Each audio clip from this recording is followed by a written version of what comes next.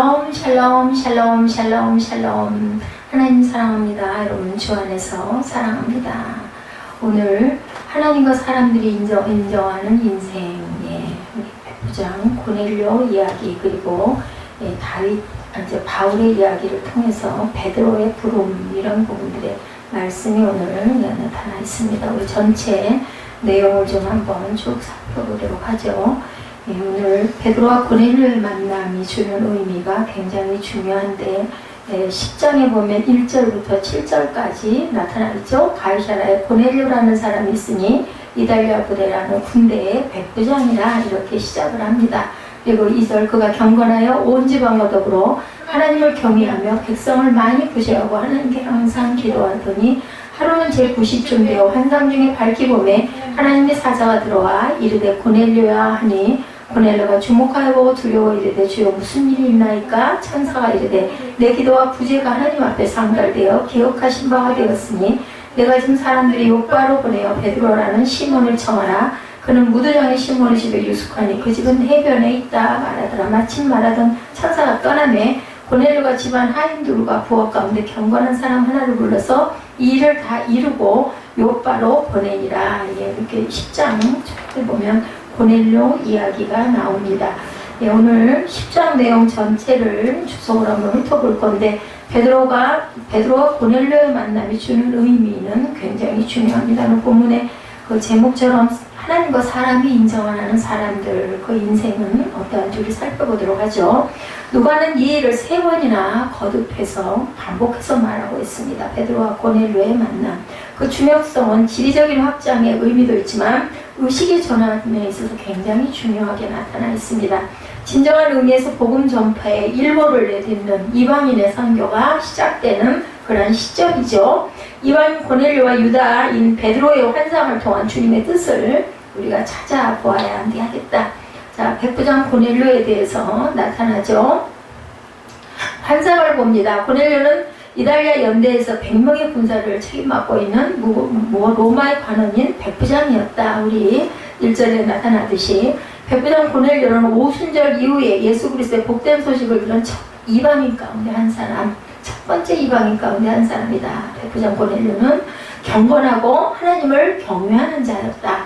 그는 완전히 유대로 개종을 하지는 않았지만 야훼를 숨기는 사람임을 우리가 알게 됩니다. 오후 3시가 되면 고넬료는 기도했고 그 기도 시간에 환상을 보았다. 3절에 제9시, 그러다 보면 9 플러스 6 하면은 몇 시예요? 오후 3시가 맞죠? 이방인 그 성도였다. 누가복음 23장 47절에도 보면 백부장의 그된 일을 보고 하나님께 영광을 돌려이르되 이 사람이 정령 의인이었도다. 이렇게 증거합니다. 베드로의 부름이 9절부터 16절까지 나타나 있죠. 이튿날 우리 9절부터 봅니다. 그들이 길을 가다가 그 성에 가까이 갔을 때 그때 베드로가 기도하려고 지붕에 올라가니 그 시각은 제6시더라. 그럼 정오겠죠? 6 플러스 6은.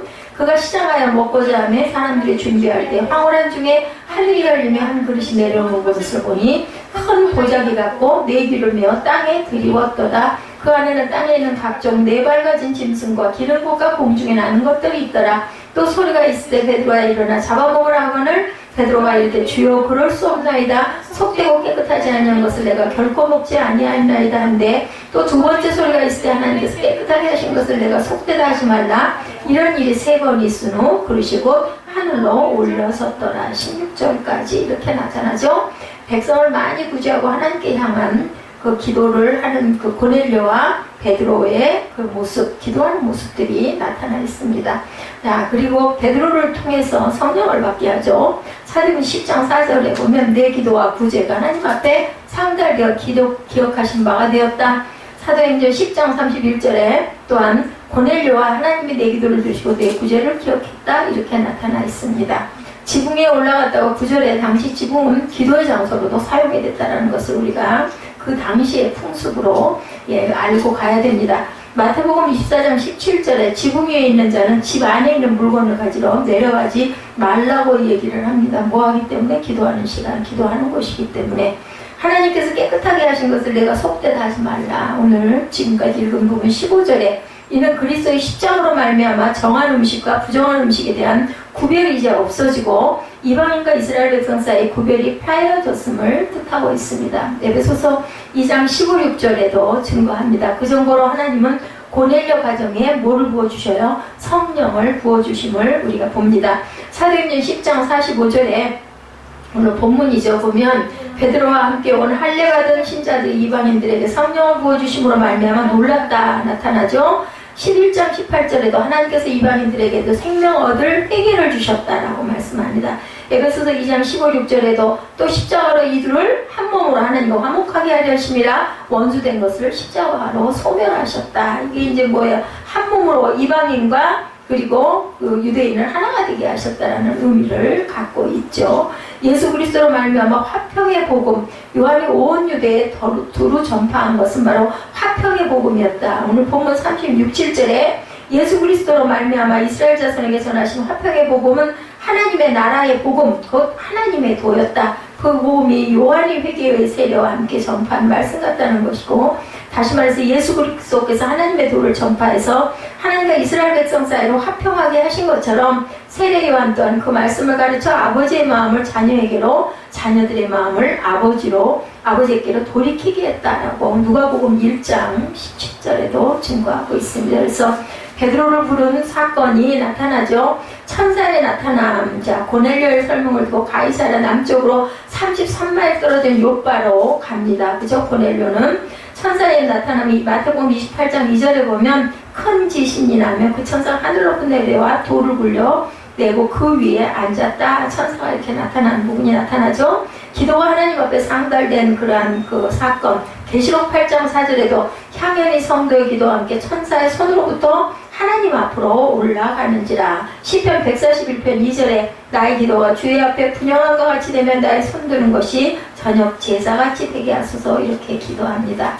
그래서 베드로가 환상을 본 부분 아까 우리가 함께 읽어봤죠. 베드로는 경건한 사람들의 예를 따라 하루에 3번 기도하는 시간을 갖는 듯하다. 팔레스타인 쪽에 그 유학 간 사람들의 이야기를 들어보면 그렇게 길을 가다가도 그 정오병이 되면은 그 뚜하고 나팔이 불려지면은 땅바닥에 그냥 주저앉아서 기도들을 한다고 그러죠. 본문을 보면 베드로는 기도하러 다락에 올라갔다. 그 시절에는 다락에 기도하는 그런 그 방으로 많이들 사용했다고 그러죠. 옥상이라고도 얘기합니다. 그는 혼자 있었던 거죠. 9절을 보면 배가 약간 고팠어요. 베드로는 하나님께서 온갖 짐승과 파충류와 조류를 담은 그릇을 내려보내시는 환상을 보게 됩니다. 12절에 하나님께서 베드로에게 이 짐승을 먹으라고 명령하시죠. 대답이 13절에 주여 그럴 수 없나이다. 왜냐하면 베드로는 율법을 통하여 부정한 짐승은 먹지 말라고 그죠? 알고 있었죠. 그러나 하나님은 당신이 깨끗게 하실 것을 내가 속되게 하지 말라고 15절에 말씀합니다. 그리고 이 환상은 3번이나 반복되었다. 16절이죠. 이는 이 환상이 주는 확실성을 드러내기 위한 것이다. 속되고 더러운 것은 먹지 말라고 그러죠. 에스겔 4장 14절에 보면 내가 말하되 아하 주 야훼여 나는 영혼을 더럽힌 일이 없나이다. 어려서부터 지금까지 스스로 죽은 것이나 짐승에게 찍힌 것을 먹지 아니하였고 가증한 고기를 입에 넣지 아니하였나이다. 이렇게 얘기합니다. 에스겔이 하나님이 깨끗하게 하셨다고 그러죠. 로마서 14장 14절에도 보면 내가 주 예수 안에서 알고 확신하노니 무엇이든지 스스로 속된 것이 없으되 다만 속되게 여기는 그 사람에게는 속되다. 사도행 10장 오늘 본문 15절에도 같은 말씀을 합니다. 하나님께서 깨끗하게 하신 것을 내가 속되다고 하지 말라 하더라 이러죠. 사자들의 방문이 19절부터 다시 여기 이어져서 나타납니다. 베드로가 그 환상에 대하여 생각할 때 성령께서 그에게 말씀하시되 두 사람이 너를 찾으니 일어나 내려가 의심하지 말고 함께 가라 내가 그들을 보내었다 이렇게 말씀하는 부분이 나타납니다. 자, 고넬료가 보낸 자들은 고넬료에 대해서 소개를 하고 베드로에게 하인들이 온 목적을 이야기하는 부분이 22절에 나타나죠. 우리 뒤 후반부를 좀 봅니다. 21절 베드로가 내려가 그 사람들을 보고 이르되 내가 곧 너희가 찾은 사람인데 너희가 무슨 일로 왔느냐. 22절에 그들이 대답하되 백부장 고넬료는 의인이요 하나님을 겸유하는 사람이라 유대 온 족속이 칭찬하더니 그가 거룩한 천사의 지시를 받아 당신을 그 집으로 청하여 말을 들으려 한다고 얘기를 하죠. 그래서 베드로가 고넬료의 집에서 설교하는 부분이 그 다음 부분에 나타납니다. 성령께서 이렇게 해서 말씀을 해주셨다라고 사도행전 8장 29절에도 얘기하고 있습니다. 베드로와 고넬료가 드디어 만나요. 그죠? 그리고 가이사랴를 향해서 출발하는 부분이 23절부터 나타나죠. 베드로가 불러들여 유숙하게 아니라 이튿날 일어나 그들과 함께 갈새 요바에서 온 어떤 형제들도 함께 가니라. 이튿날 가이사랴에 들어가니 고넬료가 그 친척들 가까운 친구들을 모아 기다려요. 베드로를 이제 베드로의 말씀을 듣기 설교 들으려고 모인 거예요. 마침 베드로가 들어올 때 고넬료가 맞아 발 앞에 엎드려 절하죠. 26절에 베드로가 이렇게 이르되 일어서라 나도 사람이라 하고 더불어 말하며 들어가 여러 사람이 모인 것을 보고 이르되 유대인으로서 이방인과 교제하며 가까이 하는 것이 위법인 줄을 너희도 알거니와 하나님께서 내게 지시하사 아무도 속되다 하거나 깨끗하지 않다 하지 말라 하시기로 부름을 사용하지 아니하고 왔노라. 묻노니 무슨 일로 나를 부르느냐. 분명하게 얘기를 하죠. 베드로는 이방인과 유대인이 함께 교제하면 안 되지만 하나님께서 이렇게 얘기하셨기 때문에 내가 왔는데 무슨 일이냐. 그랬더니 고넬료가 얘기하죠. 내가 나흘 전 이맘때 내 집에서 제9시 기도를 하는데 갑자기 한 사람이 빛난 옷을 입고 내 앞에 서서 말하되 고넬료와 하나님이 내 기도를 들으시고 내 구제를 기억하셨으니 사람을 요바에 보내어 베드로라는 시몬을 청하라. 그가 바닷가 무두장에 시몬의 집에 유숙하느니라 하시기로 내가 또 당신에게 사람을 보내었는데 오셨으니 잘하였나이다. 이제 우리는 주께서 당신에게 명하신 모든 것을 듣고자 하여 다 하나님 앞에 있나이다. 이렇게 얘기하는 부분이 쭉 나타나죠. 자, 들어가서 베드로와 고넬료는 서로 멀리 떨어져 있던 자기들이 동시에 하나님의 지시를 받아 만나게 된 경위를 이제 서로에게 설명을 하죠. 28절에. 그래서 베드로도 자신의 이야기를 하는 부분까지 나타납니다. 공손을 표하는 모습, 마태복음 8장 2절에 보면 한 나병 환자가 나와 절하며 이르되 주여 원하시면 저를 깨끗하게 하실 수 있나이다. 이런 것처럼 고넬료도 베드로 앞에 꿇어 엎드려 절을 하죠. 그래도 일어나라고 하는 부분, 공손을 표하는 모습이었다. 하나님 앞에 선행, 데살로니가전서 1장 3절에 너희 믿음의 역사와 사랑의 수고와 우리 주 예수 그리스도에 대한 소망의 인내를 우리 하나님 아버지 앞에서 끊임없이 기억한다. 이렇게 나타납니다. 베드로의 설교가 이제 24절부터 쭉 이제 고넬료가 그의 친척과 가까이 모여서 설교를 하려고 그 설교를 들으려고 모여있는 사람, 그리고 베드로의 나타남이 그 뒤에 쭉 이어져서 나옵니다. 베드로는 하나님께서 사람을 외모로 취하시지 않으시고 하나님을 경외하고 의를 행하는 사람을 받으시는 분임을 깨닫고 고백을 하는 부분이 34, 5절에 나타나죠. 베드로가 입을 열어 말하되 내가 참으로 하나님은 사람을 외모로 보지 아니하시고 각 나라 중 하나님을 경외하며 의를 행하는 사람은 다 받으시는 줄을 깨닫도다. 만유의 주 되신 예수 그리스도로 말미암아 화평의 복음을 전하사 이스라엘 자손들에게 보내신 말씀 곧 요한이 그 세례를 반포한 후에 갈릴리에서 시작하여 온 유대와 두루 전파된 것을 너희도 알거니와 하나님이 나사렛 예수에게 성령과 능력을 기름부터 하셨음에 그가 두루다니시며 선한 일을 행하시고 마귀에게 눌린 모든 사람을 고치셨으니 이는 하나님이 함께 하셨다. 이렇게 나타납니다. 그래서 유대인들은 그를 나무에 달아 죽였으니 그 주님은 부활하셨고 39절에서 41절이죠. 우리 읽었죠.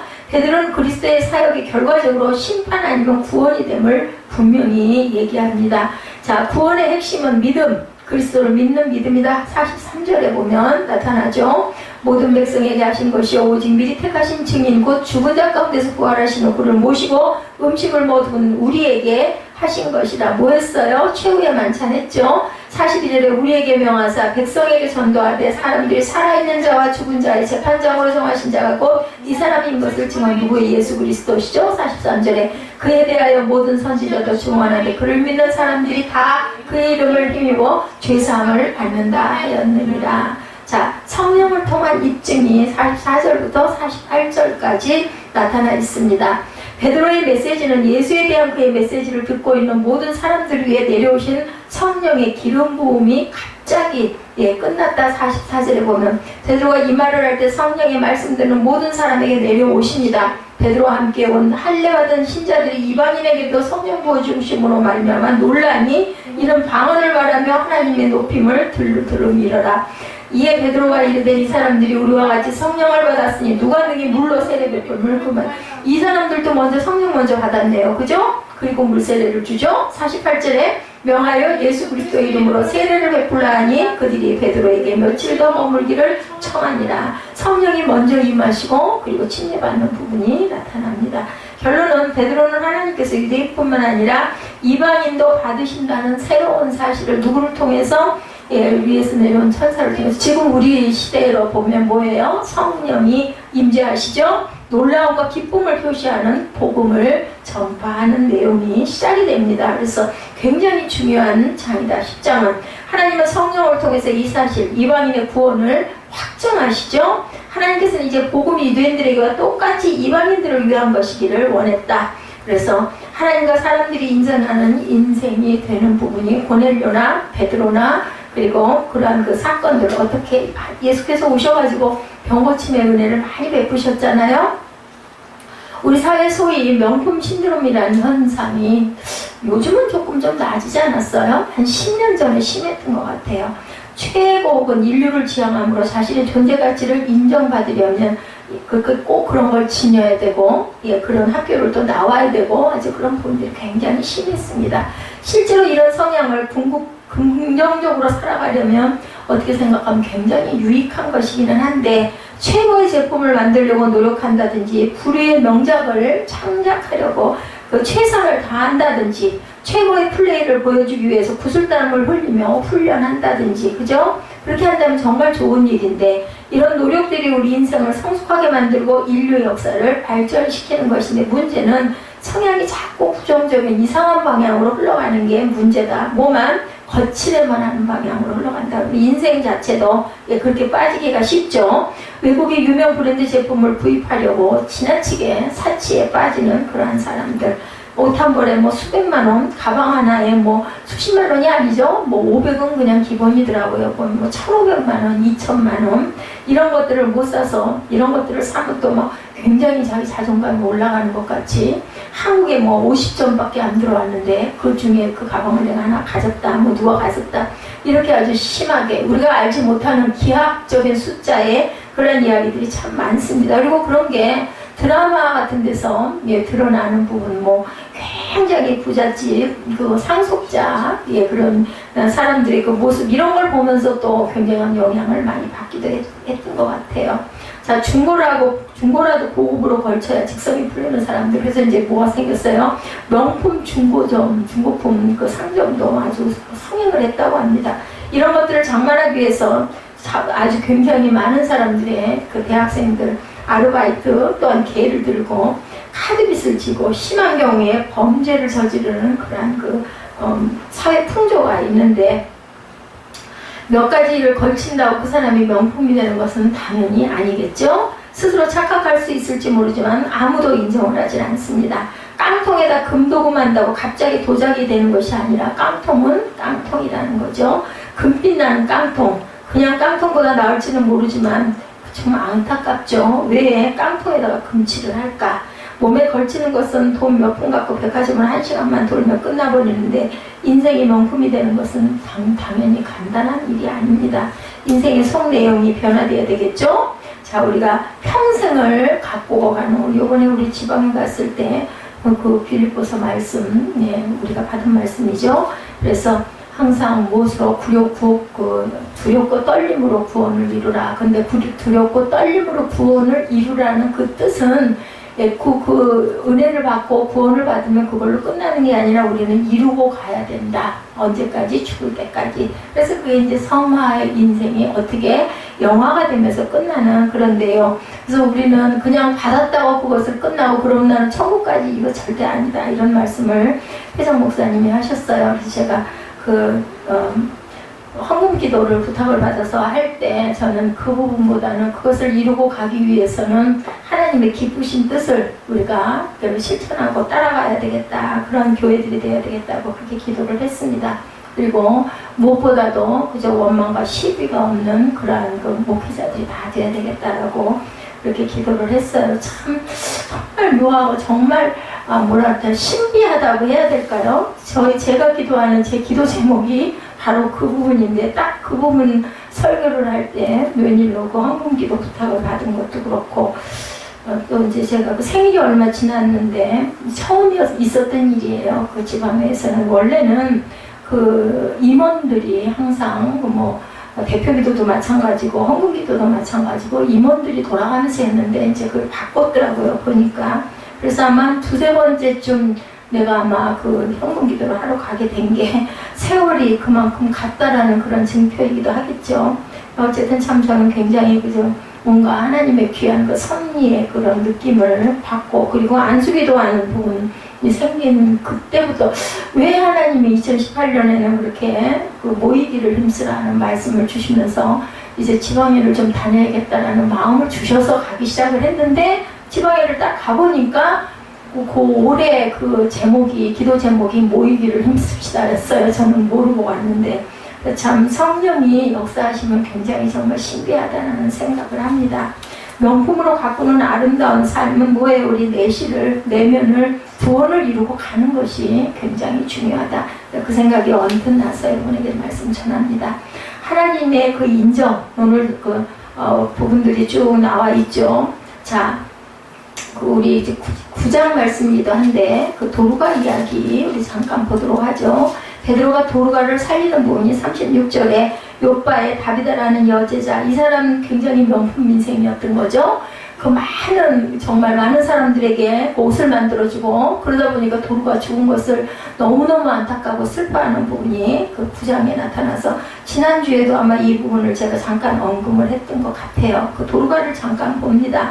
도루가의 삶 속에 나타난 명품 인생의 내용, 본문을 통해서 도루가가 어떤 조건을 갖고 있었는지 상세하게 정확하게 다 할 수는 없지만 대충 짐작할 수 있는 것은 세상적으로 볼 때 굉장히 굉장한 인물 전혀 아니었어요. 그죠? 시골 마을에 그저 평범하게 살고 있는 여인이었었죠. 근데 그런 평범한 조건을 갖고도 하나님 앞에, 사람들 앞에 어떻게 인정받고 존경받는 위대한 인생을 살았기 때문에 그 도루가가 죽었을 때 그렇게 많은 사람들이 울었죠. 도루가는 우리에게 좋은 모델, 명품 인생의 모델이 될 수 있다. 우리는 대부분 평범한 조건을 가진 사람들인데 성경은 분명히 말씀하기를 인생의 위대함은 조건에 있는 것이 아니다 라고 이야기를 합니다. 그 사람의 소유와 지위와 명예와 권세와 재능 자체에 있지 않고 그 사람의 신앙과 인격 그리고 헌신적인 삶을 살아가는 데 있음을 강조합니다. 오늘 고넬료 역시도 마찬가지의 사람입니다. 그러므로 우리도 핑계를 대거나 절대로 포기해서는 안 되겠다. 아무리 평범한 인간 조건을 갖고 있다 하더라도 명품 인생은 누구라도 도전해 볼 수 있어요. 그러니까 명품이라는 게 우리 겉껍데기를 칠하는 것이 아니라 우리의 그 내실을, 그죠? 구원으로 인한 우리의 그 변화된 삶을 바꿔가는 것이 바로 명품 인생이다.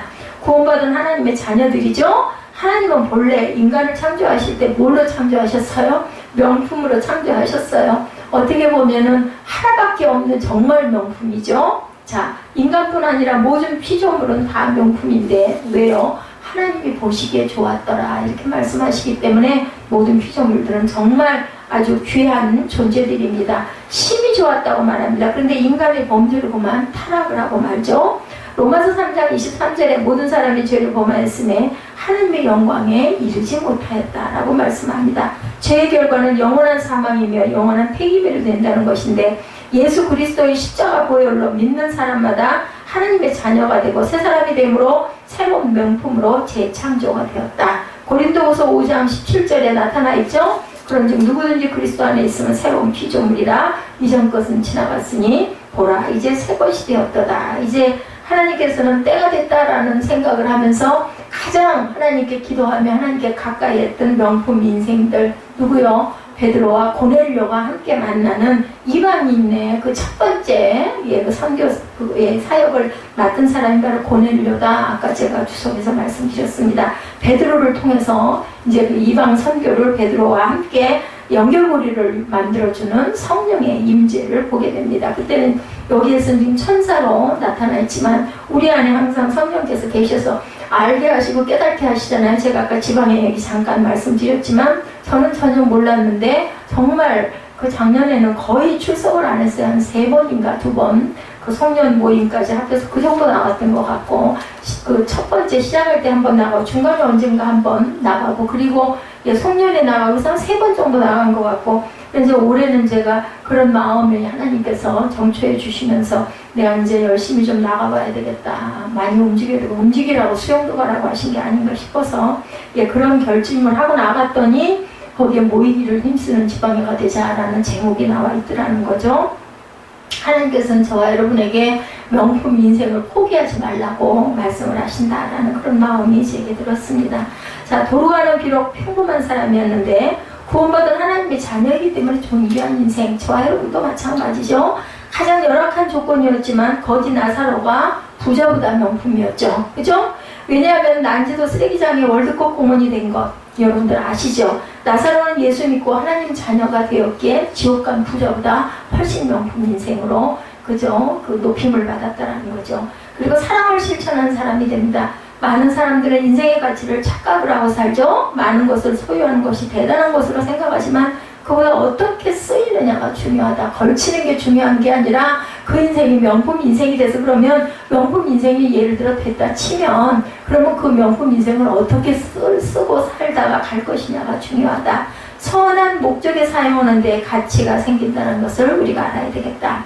세상의 물질, 재능, 지위, 권세, 명예 등은 어디까지나 수단에 불과하고 안 쓰면 결국은 무용지물이 되고 맙니다. 잘못 쓰면 자신과 다른 사람을 해치는 흉기가 되기도 하죠. 오늘 본문에 나오는 그 9장 본문에 나온 도루가 재산도 그저 그렇고 재능도 그저 그런 것이었지만 주어진 것들을 가지고 하나님의 사랑을 실천하다 보니까 정말 많은 사람들이 아끼는 명품 인생이 되었다. 자신이 하나님께 받은 것이므로 하나님의 영광을 위해 다른 사람들과 나누는 게 중요하다는 거죠. 그래서 우리가 하나님의 은혜를 받으면 그것으로 세상 가운데서 살지 않아 가지고는 그걸 할 수가 없어요. 그래서 세상과 격리된 삶을 절대는 살아서는 안 되고 세상 안에서 다른 사람들에게 정말 뭔가를 나누어 줄 줄 아는 그러한 사랑을 나누는 그런 삶이 돼야 되겠다.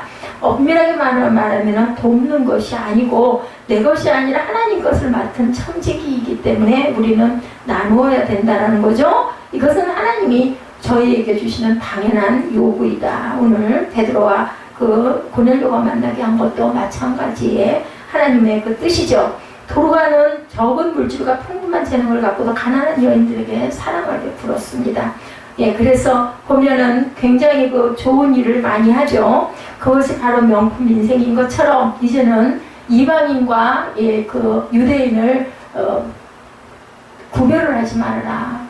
가서 열심히 증거해서 그 사람들의 생명을 살리라는 것이 바로 10장에서 조금 한 발 더 나아가서 이제 명품 인생의 삶을 살게 하는 그런 문을 열었다라는 겁니다. 디모데전서 6장 17, 8절에 보면 정함이 없는 재물에 소망을 두지 말고 오직 우리에게 모든 것을 후히 주사 누리게 하시나 하나님께 두며 선한 일을 행하고 선한 사업에 부하게 나눠주기를 좋아하여 동정하는 자가 되게 하라고 말씀하고 있습니다. 그러므로 받는 복도 구해야 되겠지만 잘 쓰는 복을 받아야 명품 인생이 될 수가 있다. 우리가 하나님께서 주시는 성령, 하나님의 은혜, 그리고 사랑, 그리고 구원, 그리고 우리의 부활, 이 모든 것들을 전하고 증거하고 그들을 구제하는 것 역시도 우리가 명품 인생을 사는 거룩한 삶이 될 수가 있다는 거죠. 그래서 거룩한 인격을 갖춘 사람은 하나님은 외모보다 속사람을 보신다라는 거죠. 평가 기준이 세상과 다르다.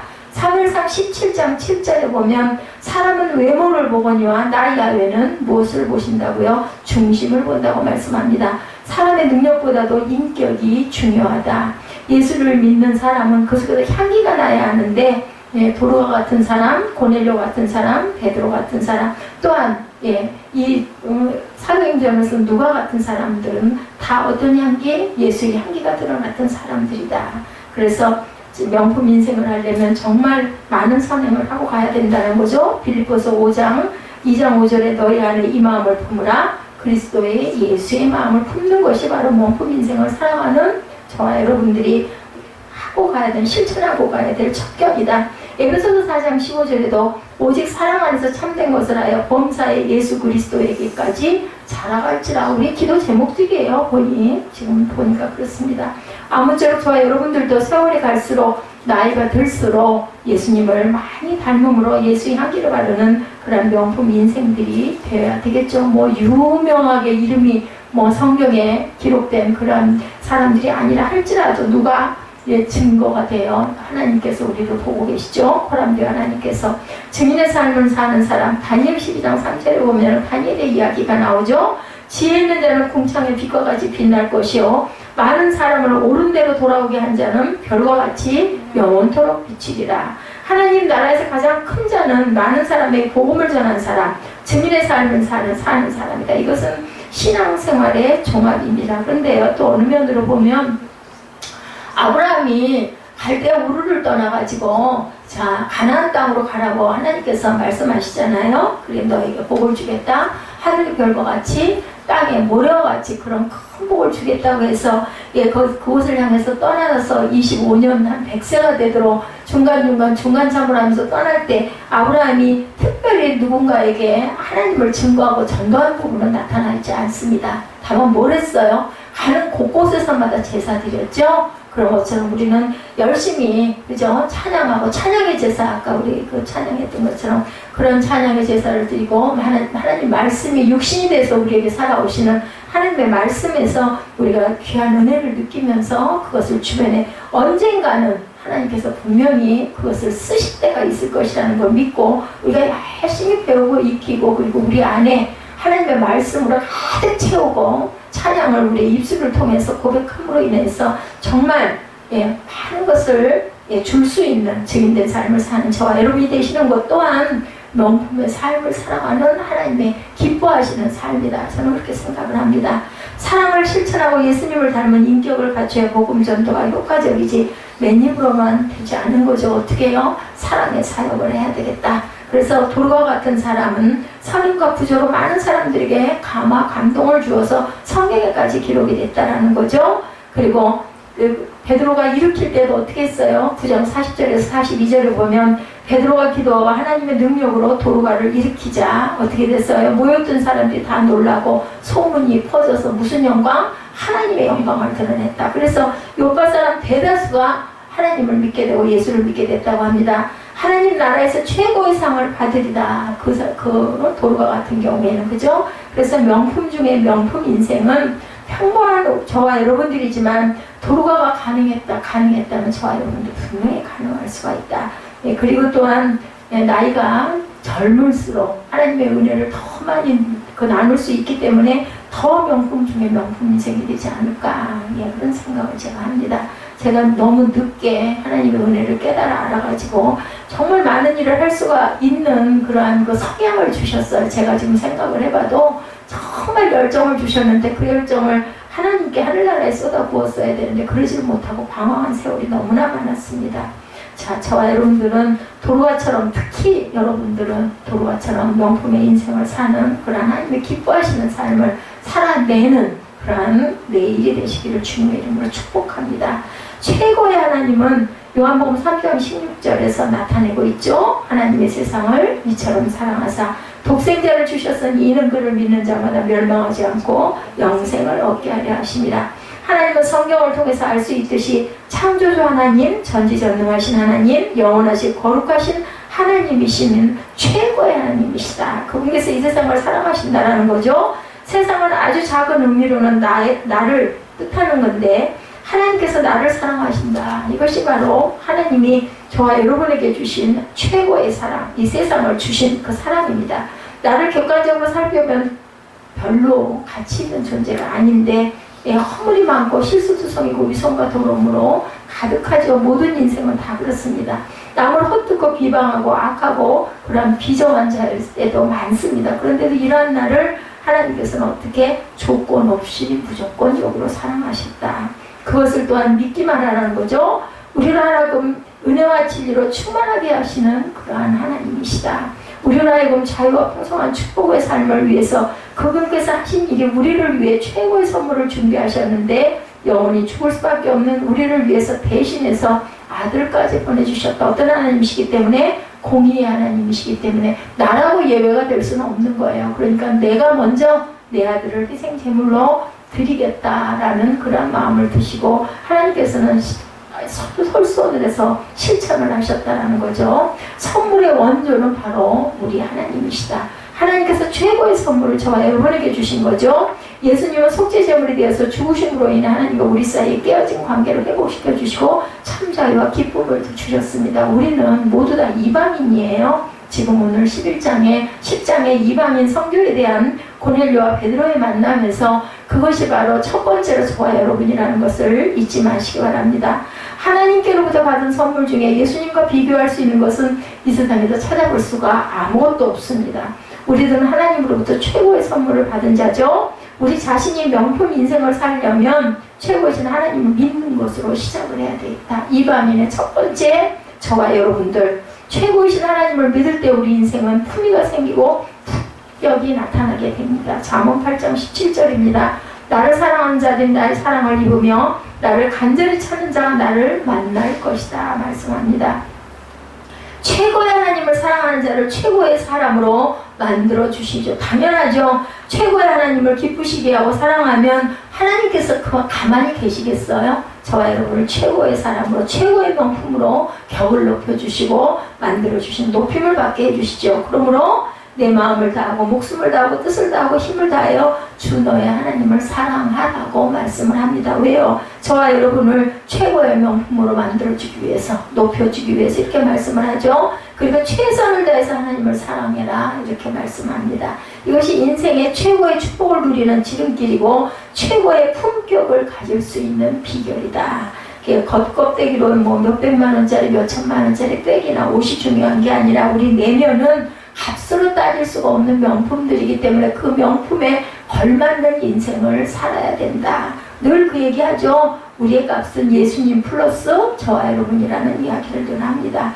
그의 삶은 언제 어디서나 항상 하나님께 묻고 도움을 청하죠. 하나님의 자리를 대신하지는 않습니다. 하나님께서는 당신께 불순종한 사울왕을 버렸지만 다윗은 그래도 하나님께서 기름 부어 세우신 자에게 절대로 그를 먼저 죽이지 않았다는 건 뭐예요? 순종입니다. 그러니까 우리가 사랑할 자만을 사랑해서는 안 된다는 거죠.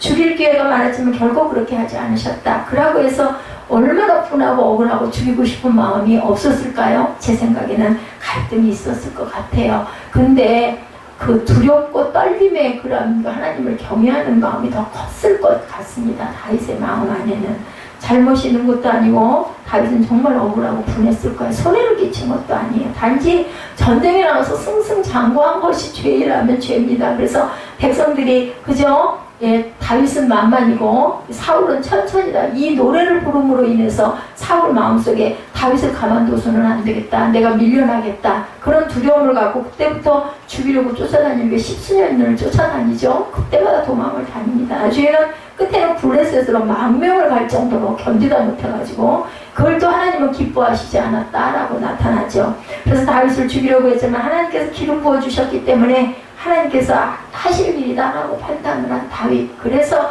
하나님이 다윗에 대해서는 절대로 그 나라를 멸망시키지를 않으신 것을 끝까지 지키십니다. 누구까지? 그 솔로몬까지 그렇게 하죠. 그리고 솔로몬의 아들 때에서 이제 여로보암과 르호보암으로 나라가 남과 북으로 나뉘게 그렇게 됩니다. 그런 성전의 문지기로 있기를 또한 사모하죠. 그렇게 하나님 곁에 있고 싶었던 거죠. 매일 하나님의 말씀을 묵상하고 그 묵상이 연락되길 그래서 그 많은 시편을 살아서 그렇게 써냈습니다. 그것이 바로 명품 인생의 표본이다. 그도 인간에게 실수를 하게 되지만 하나님의 지적 앞에 그는 온몸을 땅에 엎드려 통에 자복하면서 자신의 실수를 회개하고 죄사함을 빌죠. 누구의 바세바의 사건 때 왕이 되었기에 자만하거나 하나님 앞에 변명이나 이유를 절대로 들지 않았던 다윗. 하나님의 법궤를 자신의 성민으로 옮길 때도 너무나 감사하고 기뻐서 자기의 그 옷 허리가 흘러내려가지고 허리가 다 보이는 거 아마 이 엉덩이 부분까지 바지가 흘러내려갔던 것 같아요. 그걸 보고 그만 자기 아내가 그것을 비웃죠. 그래서 그 이후로는 절대로 아내 옆에 가지 않았다라는 그런 미리암인가요? 그 아내 누구 사울의 그 딸이죠. 결국은 나중에 사울이 다른 사람에게 그 미가를 줍니다. 하나님께서 당신을 그토록 사랑했던 다윗을 이스라엘의 왕으로 세워두셔서 최고가 되게 하신 건 이것도 바로 명품 인생이다.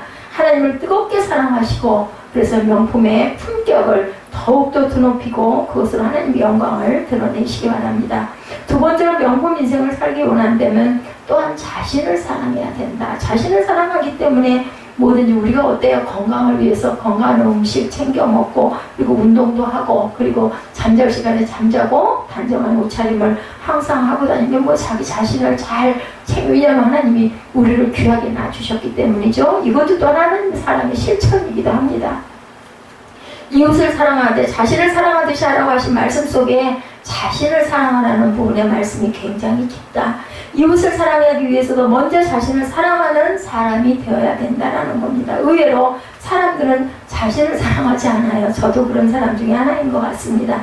오히려 자신을 비하하고 과소평가하는 경향이 있죠. 피해의식이다 이런 이야기를 많이 합니다. 거기에서 일단은 벗어나야 긍정적인 마인드가 된다라고 우리 주일날 아마 봤던 영상 속에서도 그런 이야기가 있었던 것 같습니다. 오히려 자신을 비하하고 과소평가하는 경향, 자신을 사랑하지 못하는 이유는 자긍심이 낮고 자신감이 결여되어 있기 때문에 눈치를 보게 되고, 그죠? 내가 이러니까 저 사람이 저러나? 특히나 나이가 들어감에 따라 점점 자신이 더 초라하게 느껴지는 그것을 어쩔 수가 없는 부분들. 그와 같은 상황은 과거의 상처와 아픔이 있기 때문에. 근데 솔직히 상처가 아픔 없는 사람은 없어요. 근데 나이가 들수록 뭔가 좀 그죠? 발전적이고 자신의 입지를 잘 붙여나가는, 그러니까 정말 잘 살아낸 사람들, 이런 분들은 이런 부분이 적고, 그렇지 못한 사람들은 이 부분들이 점점 더 많이 불어나가지고 그 눈치를 많이 보고 소외감을 많이 느낍니다. 근데 문제는 그 상처와 아픔을 치유하려고 하지 않는 데 있다. 상처와 아픔을 치유해야 되겠죠. 무엇으로? 주님의 사랑으로. 가장 귀하고 큰 것이 바로 주님의 사랑입니다. 어찌 보면 치유되는 방법을 몰라서 그럴 수도 있다. 그러므로 마음의 장벽을 세워서 자신의 아픔을 감추고 상처를 은폐하는 전문가가 돼서는 절대로 안 됩니다. 근데 그것을 꽁꽁 싸매고 은폐하죠. 그럼 절대 고칠 수가 없어요. 드러내야 되죠. 마음의 장벽이 높을수록 자존심은 강하게 되고 감추고 싶었던 자신의 상처나 약점을 누가 조금만 언급하면 그냥 거기에서 그냥 확 하고 분노를 폭발시킵니다. 관계를 그래서 좋아질 수가 없어요. 사람들 사이에서 관계 또한. 이런 악순환이 되풀이되고 일생 동안 그것으로 인해서 그 굴레에서 벗어나지 못하게 되면 결국 긍정적이고 그런 긍정적인 가능성에 사고를 하지 못하게 된다. 하나님의 은총으로 신앙생활을 하게 되어도 대부분 부정적이고 패배적인 생각과 사고로 사로잡혀서 살아가게 된다. 그러면 은혜를 받아도 그 은혜를 느끼지를 못합니다. 남을 의식하고 경계하죠. 남이 어떻게 나를 생각할까? 이게 더 먼저 앞서옵니다. 그리고 고민을 하게 됩니다. 참 어떻게 보면 굉장히 그 약함이 긍휼을 우리가 싸주고 사랑해야 돼요. 우리 김정우 집사가 주변에 그런 이야기를 막 하는 것도 내가 남들에게 우습게 보이고 나를 우습게 볼 것 같아, 이런 마음 때문에 그런 거거든요. 상처가 있는 거예요. 어떻게 보면. 그래서 자존을 자꾸 북돋아줘야 되겠죠. 다른 사람이나 불특정 무리들의 권위를 앞세워서 말을 하는 습관을 더 가지게 됩니다. 우리 집에 누구는 항상 보면 자기 집에 누구는 전부 다 대단한 사람들이에요. 그렇게 막 포장을 합니다. 그 사람을 그렇게 포장함으로 내가 높아지지는 절대 않거든요. 그런데도 그렇게 얘기를 하면 듣는 사람들은 어떻게 듣겠어요? 그걸 보면서 아이고 오죽이나 못났으면 뭐 지 부모를 들어서 지 사돈의 팔촌을 들어서 뭐 누가 뭔데 지기가 어떤데 막 이런 얘기를 하면 결국은 그렇게 되는데 그 사람은 모르는 거죠. 하나님이 치유와 더불어 자신을 사랑할 수 있는 그러한 하나님의 은혜가 임해야 되겠죠. 그렇게 되기 위해서는 자신의 상처를 보듬고 지난 과거의 실수와 부끄러움 그리고 상처와 아픔들을 인정하고 용납하고 사랑해야 됩니다. 그래서 고백이 중요하고 회개가 중요해요. 그렇게 해서 쏟아내고 누구에게? 하나님께. 사람에게 그걸 못 쏟아낼 때는 하나님께 쏟아내고 기도하고, 우리 막 시원하게 기도하고 나면 어떻든가요? 마음이 후련하지 않아요? 실컷 한바탕 울고 나면? 그러고 나면 마음이 편안해집니다. 하나님의 평강을 주시는 거죠.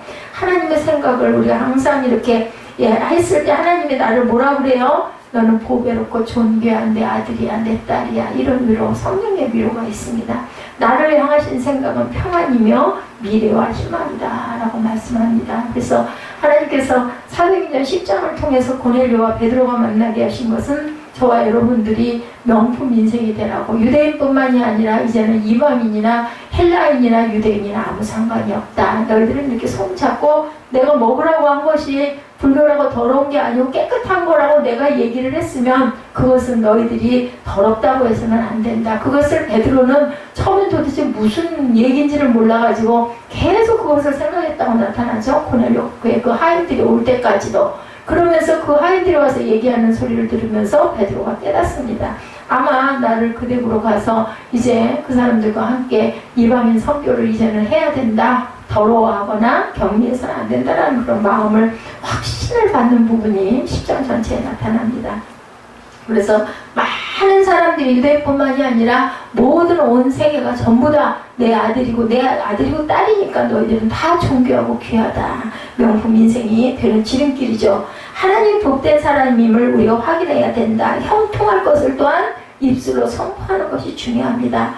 아름다운 인생을 위해서 자신의 삶에만 집착하지 말고 삶 전체에만 지나치게 집착하기 때문에 자신을 자꾸 잃어가고 있다는 것을 또한 깨달아야 된다.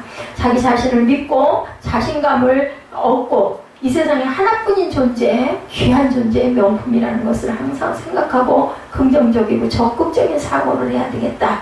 인생을 사랑하신 그 하나님의 그 사랑으로 저와 여러분들 스스로를 명품으로 귀하게 여길 줄 아는 마음, 자신을 사랑하는 마음을 가져야 되겠다는 거죠. 그렇게 됐을 때 날마다 자신을 만들어가게 됩니다.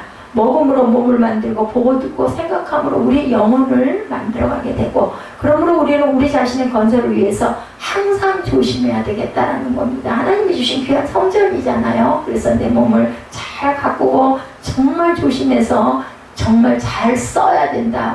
이제는 수명이 100세는 그냥 기본이라고 한다 하니 제 세대는 아닐 것 같습니다. 아마 우리 아이들 세대에서부터는 90살, 100살은 기본이 아닐까. 예전에 저 어렸을 때는 환갑잔치를 많이 했는데 지금 환갑잔치 하는 사람 없잖아요. 칠순에도 굉장히 건강하세요. 그래서 이제는 그런 잔치가 좀 없어지지 않았나 제가 생각할 때는. 그런 이제 100세 인생을 살면 100세 잔치는 할 것 같아요. 100세가 돼서도 건강하게 잘 살아가시는 분들은 아마 옛날에 환갑하듯이 100세 잔치를 하지 않을까. 그러면 이제는 은혼식, 금혼식 말고 뭐가 생길까요? 그죠? 뭔가 이름에 또 있는 결혼해서 50년 된 그런 해가 은혼식인가요? 금혼식인가? 이런 게 있는데 그게 이제는 50년이겠어요? 50살에 결혼을 해야 50년을 살죠. 30살에 결혼을 했으면 70년을 부부가 살면은 뭐가 또 생겨야 되지 않을까 이런 생각이 듭니다. 하나님께서 우리에게 은총을 주셔서 건강하게 세상에서 아름다운 것들을 보면서 아름답게 잘 하나님의 나라를 확장하면서 살려고 주시면 우리는 하나님께 영광을 돌려야 되겠죠? 영혼의 중심이 주를 향하는 자는 오직 행복하고 세상이 아무리 바쁘고 쫓기며 두려움이 소음이 있어도 항상 천국의 복락을 누리게 되고, 그것을 하나님께서는 원하신다는 것을 잊지 마시기 바랍니다. 이 땅에서 해야 할 오직 한 가지 일은 주님을 사랑하고 그를 향하는 것이며 그를 지금부터 영원까지 천국을 누리고 가야 되겠다. 그것이 바로 명품 인생이고, 그리고 이방인이나 헬라인이나 하나가 되게 하신 하나님의 진정하신 뜻이라는 것을 우리가 알고 가야 되겠다. 기독교는 세상에서 기쁘게 사는 방법을 알려주는 게 아니라 진정한 기쁨이 무엇인지를 말하고 있다는 것. 기독교는 높은 자리에 빠르게 오르는 방법을 알려주는 것이 아니라 예수님이 보시는 높은 자리가 무엇인지를 우리에게 보여주고 말씀으로 우리에게 깨닫게 하신다. 오늘 예수님은 진정으로 높은 사람이 누군가를 섬기는 사람이라고 강조하죠. 예수께서는 섬김을 받으러 온 것이 아니라 내가 섬기러 왔다 이렇게 말씀을 합니다. 세 번째, 명품 인생을 살기 위해서 이웃을 사랑해야 된다. 명품 인생을 살아가기 위해서는 나를 존귀하게 귀하게 여기고 그 다음에는 이웃을 사랑하며 살아야 되는데, 제가 말씀드렸죠. 이웃이 가장 가까운 이웃이 내 남편이고 내 아이들 아니겠어요? 자신만 사랑하면 이기적인 사람이죠. 이기적이란 말의 뜻은 흐름이 끊기는 것을 의미합니다. 소통이 끊기는 것. 이스라엘의 지도를 보면 위로부터 흘러 들어오는 물을 끊임없이 내려보내주는 갈릴리 바다는 생명이 살 수 있는 곳이지만 사해는 죽음입니다. 그죠? 갇혀있는 물은 썩죠. 그래서 이방인과 이방인과 유대인들을 하나가 되게 흐르게 하라고 시작이 되는 시점이 바로 10장입니다. 나를 용서하고 사랑하며 격려하는 삶은 이웃을 사랑하는 것으로 더 풍성함을 누리게 됩니다. 남을 도울 때 말로 형용할 수 없는 뿌듯함, 기쁨을 느끼죠. 누군가를 좀 도와주고 나면 기쁩니다. 보면 기쁜 마음이 들더라고요. 남을 돕는다는 것은 계산적으로 손해보는 것이지만 계산적으로 이해되지 않는 소통의 축복을 누리게 된다는 것을 우리가 깨닫게 됩니다. 하나님과 소통이 되고 자신과 소통이 되고, 그리고 이웃을 섬기고 사랑할 때 자긍심이 올라가고 자신감이 상승하게 된다. 남을 도와주면 굉장히 기뻐요, 내가. 그래서 섬김을 하는 봉사하시는 분들이 그걸 알기 때문에 그렇게 남을 돕고 우리 기뻐한다고 그러죠. 근데 그거를 은혜를 받지 않는 사람들이 볼 때는 뭐예요? 돈 들여가면서 땀 흘려가면서 저렇게 애를 써가면서 쉬지도 못하고 놀지도 못하고 이게 뭐야 하는데, 그걸 그 느낌과 그 기쁨을 아는 사람들은 절대로 그 섬김을 그만두지를 않는다고 그러죠. 자신의 존재 이유가 명확해지죠. 남을 돕고 사랑할 때 하나님의 축복이 흐릅니다. 나는 정말 필요한 존재가 되는 거죠. 그럴 때 기쁨이 넘치죠. 명품을 기도하고 섬기는 것은 축복의 일이라는 것.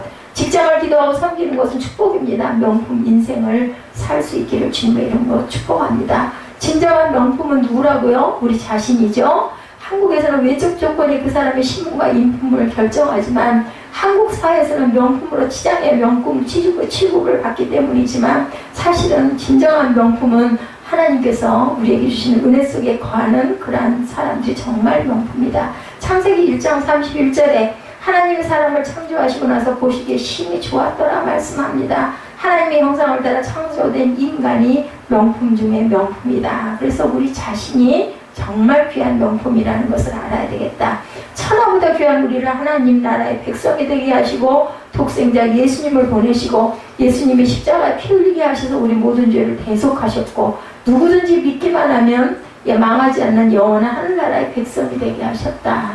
하나님께서 하실 수 없는 것하고 제가 그 새벽 예배 준비하면서 그걸 보고는 웃었습니다. 하나님은 절대로 돌아가실 수가 없는 분이잖아요. 영혼은 생명 자체이시기 때문에. 그리고 회개하지 않는 사람은 절대로 구원을 할 수가 없는 것이 바로 하나님이시다라는 이야기를 하셨더라고요. 예, 영원한 하늘나라의 백성을 되게 하신 그것은 우리는 뭐 해야 되면 회개할 때 구원을 얻고, 우리가 은혜를 받고 나서 구원을 얻었을 때 회개했을 때 천하보다 귀하기 때문에 진짜 명품이죠. 범사에 자족하며 기뻐하고 감사하는 삶을 정말 하루하루를 귀하게 살아야 되겠다. 상품 같은 인생과 작품 같은 인생, 이 세상 사람 가운데 상품 같은 인생, 상품 같은 성도들이 많습니다. 상품은 한순간에 반짝거려서 각광을 받지만 잠시 반짝거리다가 색깔이 퇴색합니다. 상품은 새로운 물건이 나오면 값이 떨어지죠. 상품은 시간이 흐르면 실증이 나서 결국은 버림을 받게 됩니다. 보통 사람들은 물론 예수 믿는 사람, 특별히 교회를 섬기는 자리에서 일하시는 사람들 가운데 상품 같은 삶, 상품 같은 믿음, 상품 같은 봉사자들이 많이 있습니다. 그래서는 안 되겠죠. 작품 같은 인생, 작품 같은 성도가 돼야 되는데, 작품은 비록 순간적인 반짝임은 뚜렷하지 않지만 시간이 흐를수록 그저 귀하게 여겨집니다. 진가가 드러납니다. 작품은 세월의 변화, 세상의 변화에도 변함이 없고 시간이 흐를수록 값이 올라갑니다. 그래서 작품은 시간이 흐를수록 정말 가격을 매길 수가 없는 가격이 돼버리죠. 보통 사람들은 물론 예수 믿는 사람, 특히 교회를 섬기는 자리에서 일하는 사람 가운데도 작품 같은 그런 믿음, 그리고 작품 같은 봉사자, 작품 같은 삶을 가진 그런 분들이 정말 많죠. 어떤 사람, 어떤 인생, 어떤 믿음의 봉사자가 되어야 될까요? 에베소서 6장 24절에 주님은 변함없이 믿음을 지키는 것이 귀하다라고 말씀을 합니다. 하나님 앞에 천하보다 귀한 명품인 것을 감사하며 범사에 승리하는 삶을 사시기를 주님의 이름으로 축복합니다.